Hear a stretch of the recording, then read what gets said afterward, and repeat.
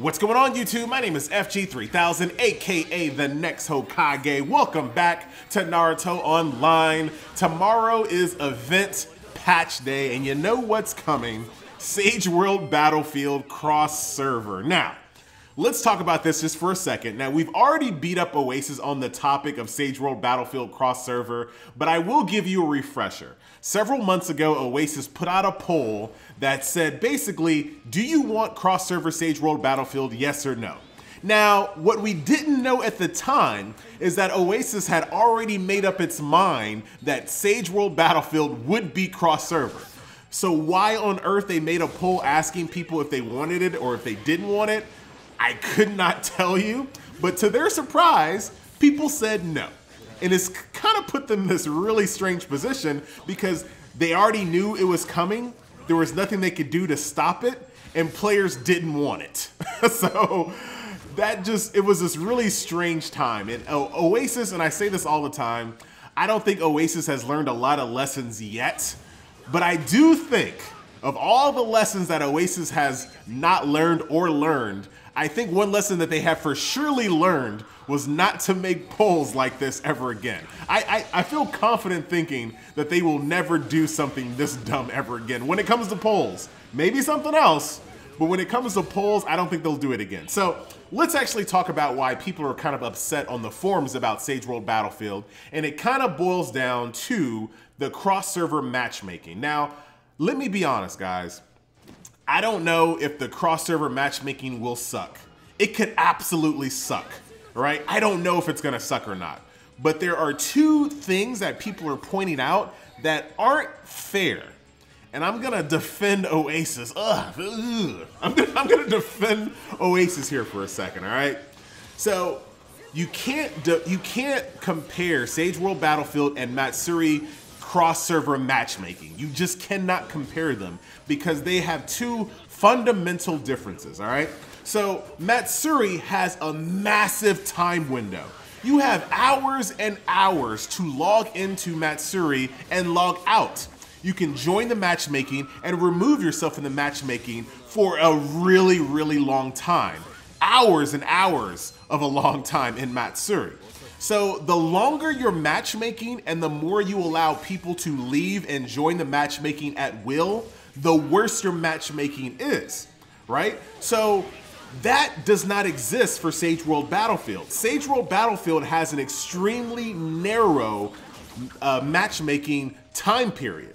You're either in or you're out on Sage World Battlefield, right? You have 10 minutes to prep, and then boom, the server says, okay, let's matchmake what we have in the queue. Let's matchmake what we have in the pool. And you're either in or you're out. You can't join Sage World Battlefield and then go do a convoy real quick and then come back in. Are you serious? Minato, really? You can't do that in Sage World Battlefield. It's a very, very narrow matchmaking time frame that does not exist in Matsuri. All right, so that is a massive difference. The server has a really hard time having to contend with matchmaking. Let's say, for example, a 50k power ninja, right? The server's trying to matchmake a 50k power ninja. It's looking, but all the other 50k power ninjas decided to go get a sandwich real quick and they removed themselves from the matchmaking. Well, now the server has to say, okay, do we just force you to wait even longer or do we just throw you against this 60k person? Well, as you can see, when it comes to Matsuri cross-server matchmaking, they just throw you against a 60k person or they throw you against a 40k person, whatever they can to make sure that you don't wait 10 minutes for a match, right? That's just the way that event works. In Sage World Battlefield, the server has the thousands of people in the matchmaking pool, and it can make a more intelligent decision because everyone is in the pool all at once. Now, are there still going to be mismatches? Absolutely, and we will talk about that towards the end. It's not a perfect system, but it's a better system than Matsuri when it comes to that aspect. Another thing that the server has to account for Matsuri is the fact that the more you win, the stronger your opponent. The more you lose, the weaker your opponent. Now, think about what just happened here. You have Matsuri with this massive time window where people can join and remove themselves from the matchmaking. And you've also added another element to say, hey, you just won 2 matches in a row. We need to give you someone stronger. So now you've just added another layer of complexity that does not exist in Sage World Battlefield. Once again, Sage World Battlefield, you're either in or you're out. Everybody in, everybody out. That's the way Sage World Battlefield works. So at the end of the day, I'm giving it. I'm not saying that Sage World Battlefield will be a perfect system. I'm not saying it's gonna suck. I'm not saying any of that. What I am saying is that the 2 main gripes that people have with Matsuri do not exist with Sage World Battlefield. Those 2 things are removed from Sage World Battlefield. So that's that. Now it's not all peaches and gumdrops, unfortunately. So unfortunately, they made the system look at your level first, your power second. So what is on paper that sounds fine. Yeah, you group all the level 90s, all the level 70s, all the level 60s, whatever. You group them first, then you group them by their power. That sounds good on paper, but in execution, it's not a perfect system by any means. Because here, even on server 2, there are some level 87s that have some really high power. We have some level 87s that are top rank in space-time battle. So the system is gonna say, okay, you're level 87, we're gonna group you with all these other level 87s, which is gonna give them a really high probability of having more power than their other fellow level 87s. Meanwhile, if you're level 90, you have a higher chance of being screwed over in that respect. So that kind of sucks. And same thing, like if you're level 85 and you're like a really big spender level 85, you're gonna enjoy it because you're not gonna see all the level 90s that you should be fighting based off of your power. You're gonna just be fighting a bunch of level 85s that you're just gonna destroy. So that kind of sucks for people that want to don't like the fact that these level 87s, 85s, 88s, whatever, are going to have an easier time in Sage World Battlefield and have an easier time to get rewards because they're, you know, by definition, are going to be in an easier queue due to their level.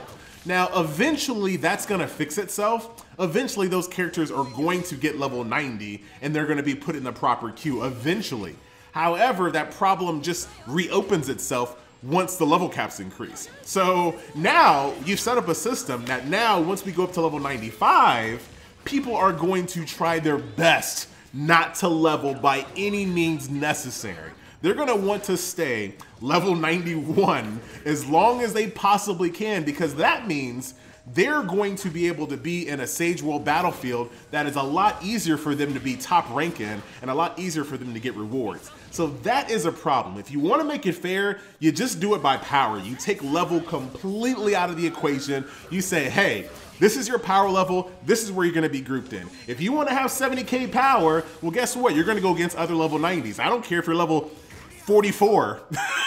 If you're level 44 and you have 90K power, guess what? You're gonna fight level 90s. Sorry for your luck. You can't fight other level 40s. It's just not gonna work that way. So, I don't know. So that's Sage World Battlefield in a nutshell. We'll see how it works out.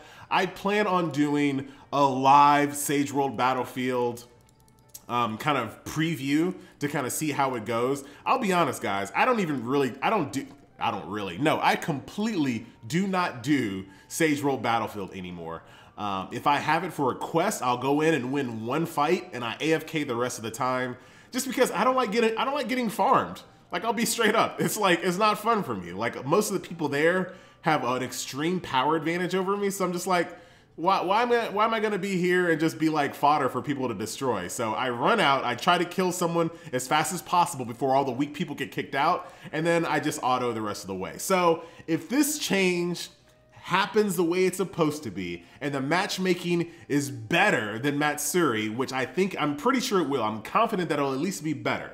If that better is enough to be more fair for people that you're fighting people against your power level, you're fighting people that aren't one-shotting you, you're fighting people that you think that, oh man, if I would have just interrupted that, or if I would have just focused this person and I would have won, that is gonna be great because I haven't felt that way in PvP in Sage World Battlefield in a long, long time. It hasn't been since the game like first launched with Sage World Battlefield that I felt that, man, I could have won that fight had I just done something a little bit differently. It's I either win by a lot or I lose by a lot, and that's not fun.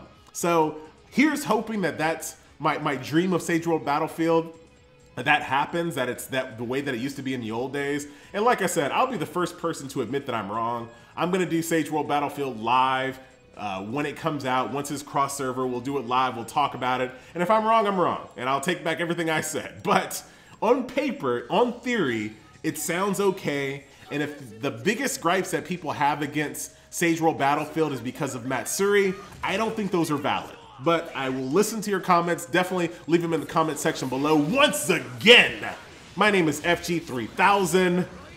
This is Naruto Online. This is my little survival team. Check it out. We got Sage, Great Ninja War Neji. Look at that. Oh yeah, double attack. Yeah, I've been doing this live. You thought this was like recorded in the background? We do everything live around here.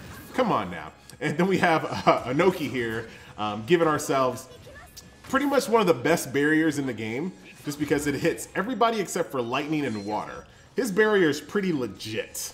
The only downside is that you have to have him on your team.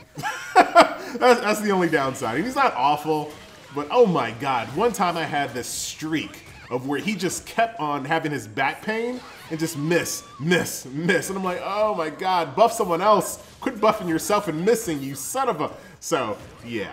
But his barrier, quite legit.